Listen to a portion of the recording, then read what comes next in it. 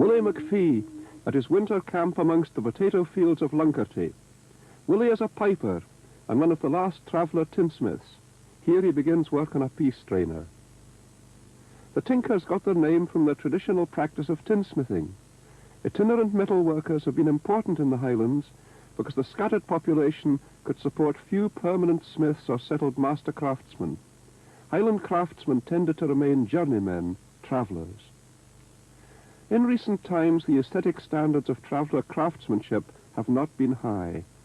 As heads of mobile families, the tinsmiths have rarely become specialists. They pride themselves on being jacks of all trades. Tinker metalwork is utilitarian. Cheapness and ingenuity are its hallmarks. Older travellers remember as children being sent to scour rubbish dumps for old corned beef tins. The solder used to seal the tins could be melted out and used again. The culture of the travellers fits clearly into a Celtic mould. In old Celtic society, the craftsman, like the poet and the warrior, was highly valued, and the complete hero had to be something of a smith as well as a singer and a fighter. Amongst the travellers, men are esteemed according to similar values today. It's interesting that Lu, one of the most important of the Celtic gods and the protector of roads and wayfarers, was like a good traveller, a jack of all trades. Lu, it is said, arrived at the gates of the palace of Ard Ri na HÉireann, the High King of Ireland, seeking service, as Apollo sought service in the house of Admetus. All the specialist jobs had been taken, and Lu would have been turned away but for the ability he claimed to specialize in everything. He was the universal craftsman, musician, historian, sorcerer, horseman, cupbearer, and much more. Self-sufficient as a true traveller, Lu succeeded in gaining admittance into the great palace of Tara. It is noteworthy that when Yeats wrote his fine poem in memory of Major Robert Gregory, he acclaimed the dead hero for possessing exactly the same combination of talents. What other could so well have counselled us in all lovely intricacies of a house, as he that practised or that understood all work in metal or in wood, in moulded plaster or in carven stone, soldier, scholar, horseman he, and all he did done perfectly, as though he had but that one trade alone. The Pictish silver bowls that comprise part of St. Ninian's treasure are incised with patterns that are almost identical to those Willie McPhee learnt from his grandfather. These are based upon the natural movement of the compass, and the result is a typically Celtic combination of geometric abstraction and stylized natural form.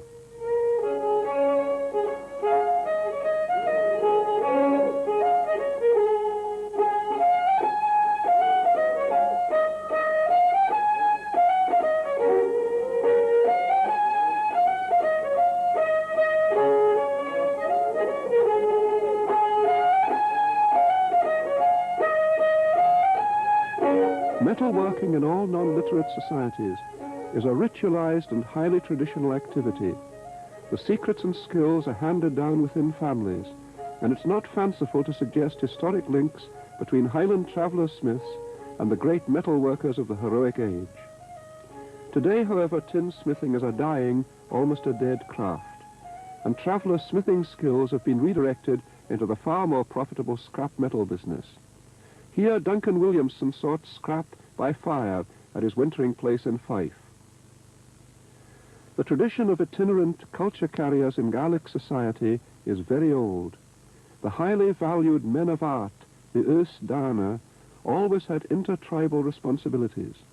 The poets and shanachis, the smiths and jewelers, the medicine men and the lawyers, all carried their knowledge and skills from tribe to tribe.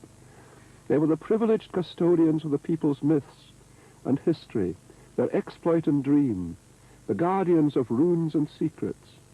In this connection, the cant language of the Highland travellers is of great interest, for Gaelic-speaking travellers have a secret language, a strange backslang known as the Béla Record, which, like the Irish cant Berlagan and Sur, has historic links with the ancient cover tongue used by the early Gaelic poets. Thus, through the cant language of the Highland travellers, we can perceive another link between contemporary travellers and the itinerant men of culture of the medieval period. For I will dress you in tartans and ribbons, say bra, 'cause your daddy's a soldier and the ball 42. He's a bonny blue-eyed laddie, he's a flower o' them a', and he joined young gallant regiment at the ball 42. In full Highland dress, Willie McPhee is hardly recognisable as the tinsmith who made the peace strainer. During the summer months, he pipes for the tourists in lay-bys from Glencoe to the Falls of Shin in Sutherland.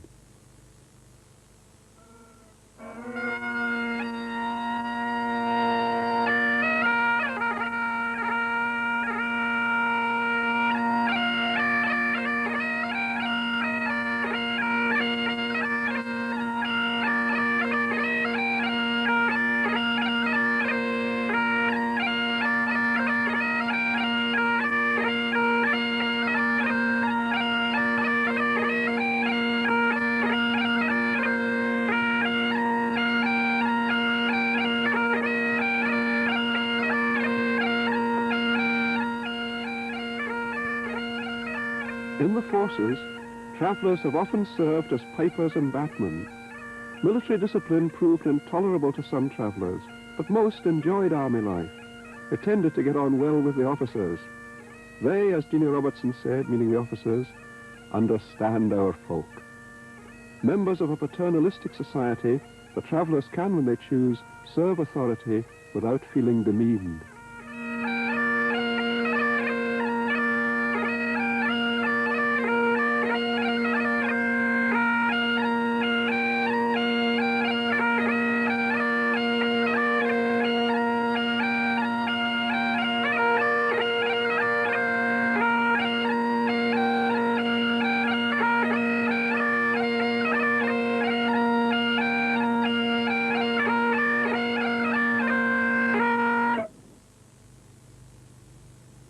The road to Coleraine, Sutherland, the southland of the Norsemen.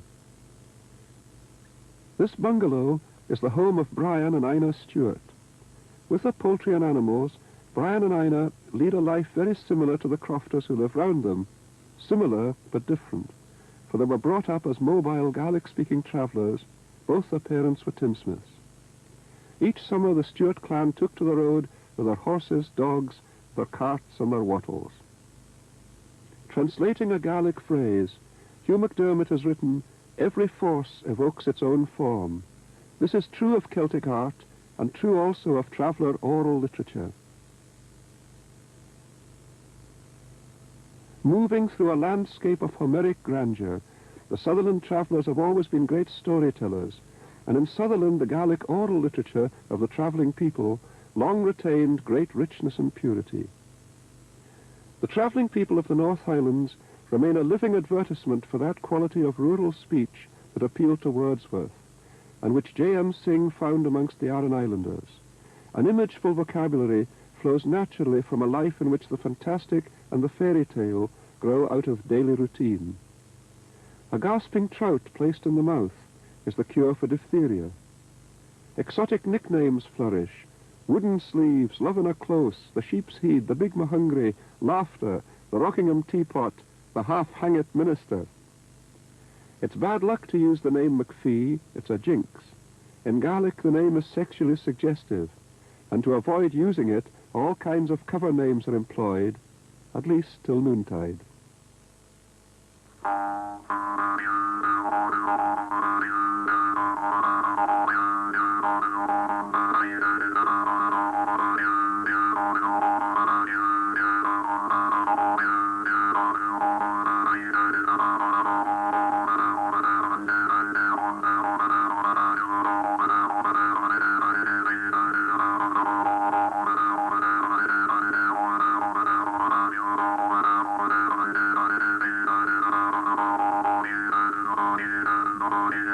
As well as speaking Gaelic and English, Brian Stewart knows both the English traveller cant and the Gaelic cant, the Bíola Record. A popular song using English cant words honours a chicken thief, Big Jimmy Drummond. Duncan Williamson's the singer. Then the yaffin start barking at the courier. The gadget got startled, I'm sure. These knockings are children organies.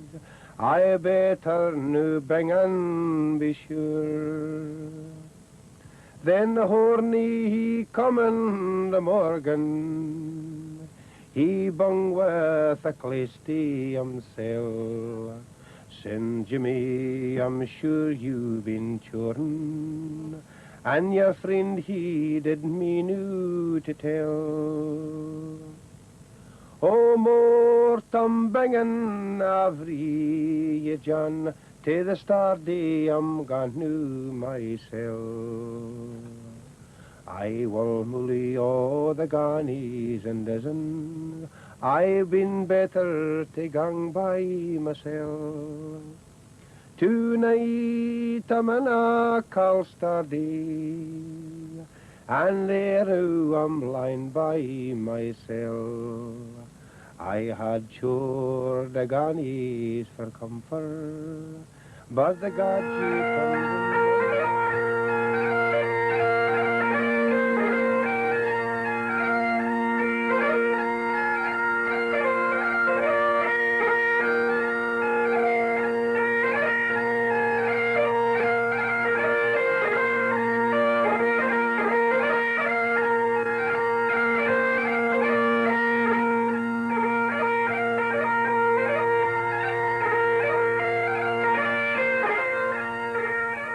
Brian Stewart no longer travels regularly, but he still owns 3 horses, and each summer he drives by car along the roads he walked as a boy to clean the wells and springs at the old camping places.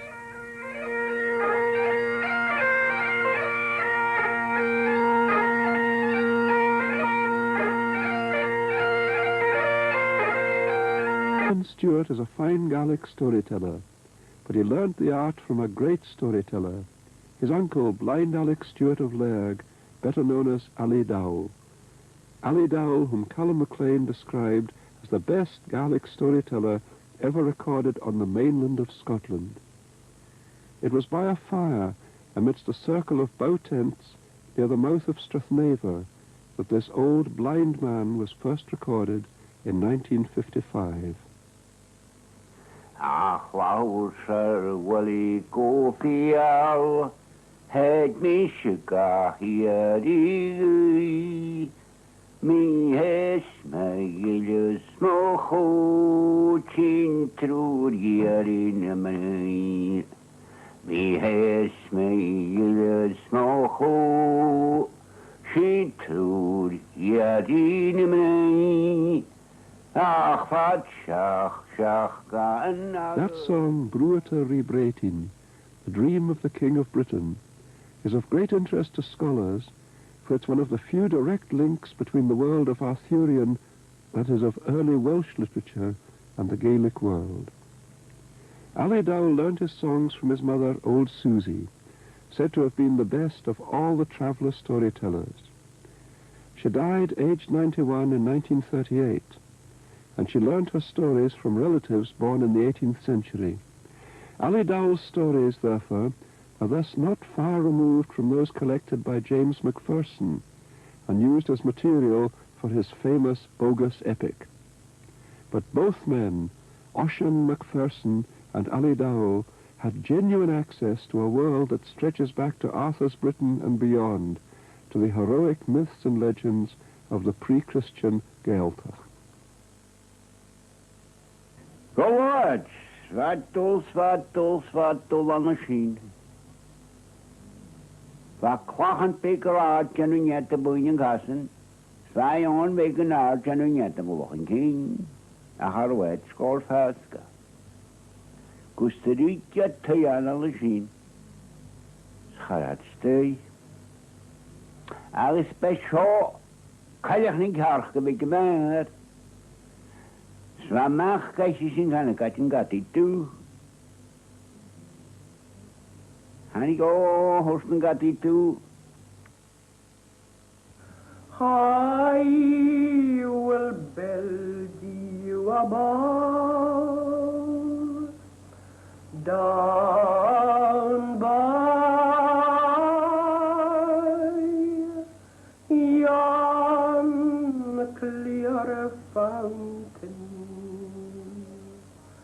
and I'll cover it. Oh, where the blue rose, the mountain. I will raise the mountain side and the dark glen so weary, and I'll bring my spoil to the ballroom,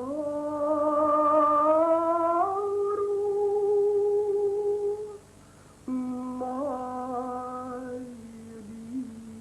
dearie.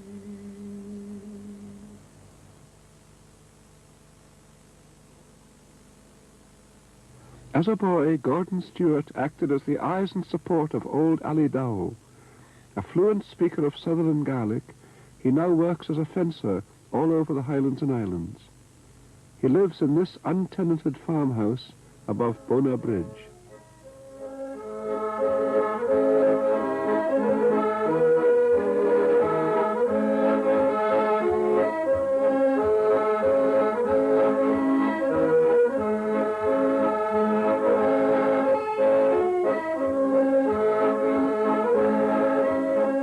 Kate Williamson is the sister of Ina Stewart.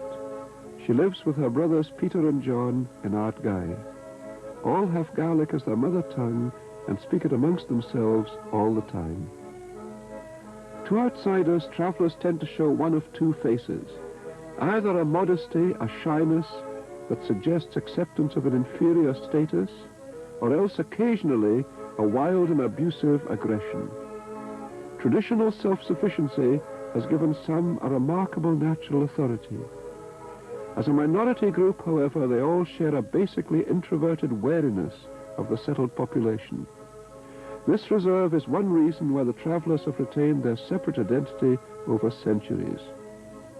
Marriage patterns reflect their public introversion. Marriages between relations are often the rule rather than the exception. Protective webs of kinship are continually reinforced, and the hereditary strengths and weaknesses of the group are emphasized. So this was called Maggie Towsley and Johnny. Oh, my wee Maggie's a hump and a pruchen, a bunward sprachen, my wee Maggie.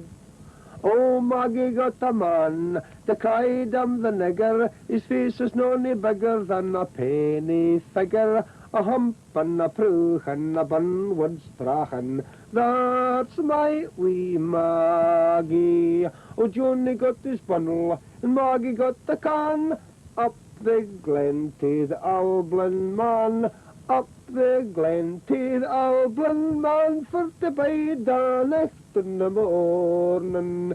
Johnny says to Maggie, oh, come into the shed, I will shake the straw, and you can mark the bed, for this is the place where your mother she was made, and we're going down the glen in the morning. Oh, my wee Maggie's a hump and a pruchen, a bunward sprachen, my wee Maggie. Oh, Johnny with the bundle, and Maggie with the can, up the glen to the Alblin man, oh, up the glen to the Alblin man, for to get their tea in the morning.